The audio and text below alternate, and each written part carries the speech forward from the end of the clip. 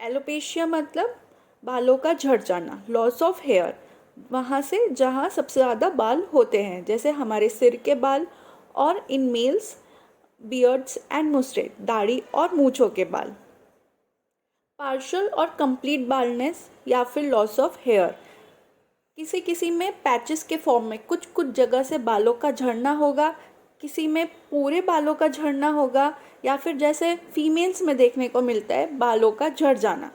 कई प्रकार के एलोपेशिया होते हैं, कई प्रकार का हेयर लॉस होता है, जैसे कि alopecia areata, alopecia totalis, alopecia universalis, alopecia barbae, androgenetic alopecia, scarring alopecia, जिसे सिकेट्रिकल एलोपेशिया भी कहा जाता है। अब हम आगे पढ़ेंगे कि कौन से एलोपेशिया में किस तरह का हेयर लॉस होता है। सबसे पहले हम समझेंगे एलोपेशिया एरिएटा को। जो एलोपेशिया एरिएटा होता है वो ऑटो इम्यून कंडीशन होती है, मतलब कि हमारे बॉडी की जो नॉर्मल सेल्स है वो फॉरेन सेल्स को डिफ्रेंशिएट नहीं कर पाती, तो हमारी बॉडी के खुद के सेल्स को अटैक करती है, उसको किल करने लग जाती है, जिसकी वजह से हमारे सर में सिर्फ एक जगह पे पैच फॉर्म होगा या फिर मल्टीपल पैचेस के फॉर्म में हेयर लॉस देखने को मिलेगा। अब सेकंड नंबर पे आता है एलोपेशिया टोटैलिस। जो एलोपेशिया टोटैलिस होता है वो एडवांस फॉर्म होता है एलोपेशिया एरिएटा का, which results in total loss of all hair on the scalp. Third, alopecia universalis. Alopecia universalis ये है एडवांस फॉर्म एलोपेशिया एरिएटा का, जिसमें total loss of hair on the body including eyelashes and eyebrows. है alopecia barbae. Alopecia barbae जो है वो localised area में देखने को मिलेगा, जैसे कि मेल्स में बियर्ड एरिया में।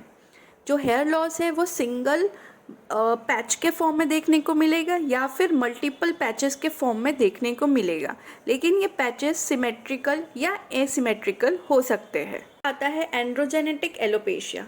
इसे मेल पैटर्न या फिर फीमेल पैटर्न बाल्डनेस भी बोलते हैं। इसमें हमारे हेयर फॉलिकल बहुत पतले हो जाते हैं, हमारे हेयर्स पतले हो जाते हैं और उनकी रूट्स पतली हो जाती है। ये मेल और फीमेल दोनों में देखने को मिलेगा। ये हेरिडिटरी हो सकता है, जो हमारे पेरेंट्स से बच्चों में आता है।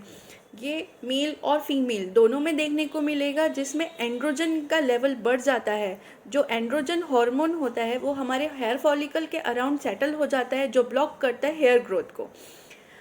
वुमेन्स में सबसे ज़्यादा ये मेनोपॉज के टाइम पे देखने को मिलेगा, उसमें मेनोपॉज के बाद सबसे ज़्यादा हेयर लॉस देखने को मिलता है। बात करेंगे हम कॉजेज़ ऑफ एलोपेशिया के। तो ये इसका कोई कॉमन कॉज नहीं है, इसका मल्टीपल कॉजेज़ हम प्रिडिक्ट कर सकते हैं, जैसे कि exposure of allergens, irritants, toxins, Burns, injury and infection. Certain medication की वजह से हो सकता है, जैसे कि anabolic steroids like testosterone, chronic kidney failure, radiation and chemotherapy, या फिर माल न्यूट्रिशन की वजह से भी एलोपेशिया हो सकता है।